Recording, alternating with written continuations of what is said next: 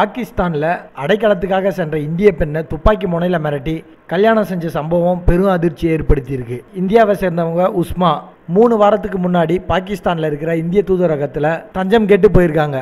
அப்போது பாகிஸ்தானை சேர்ந்த தாஹிர் அலின்றவன் உஸ்மாவை கல்யாணம் பண்ணிக்க ஆசைப்பட்டிருக்கான். இந்த கல்யாணத்துக்கு உஸ்மா மறுப்பு தெரிவிச்சிருக்காங்க. இதனால் ஆத்திரம் அடைஞ்ச அவன் துப்பாக்கியை காட்டி உஸ்மாவை கடத்தி சென்று திருமணம் செஞ்சுருக்கான். இதனை எடுத்து தான் இந்தியாவுக்கு செல்ல விரும்புவதா உஸ்மா நீதிமன்றத்தில் மனு தாக்கல் செஞ்சுருந்தாங்க.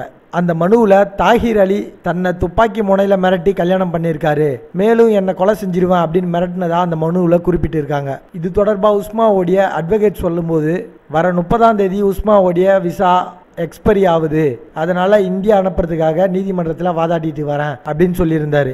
இந்தியாவை சேர்ந்த பெண்ணை துப்பாக்கி முனையில் கடத்தி திருமணம் செஞ்ச சம்பவம் பெரும் பரபரப்பை ஏற்படுத்தியிருக்கு. மேலும் இது போன்ற செய்திகளை உடனுக்குடன் தெரிந்து கொள்ள எங்களுடைய சேனலை மறக்காமல் சப்ஸ்கிரைப் பண்ணுங்கள். நன்றி.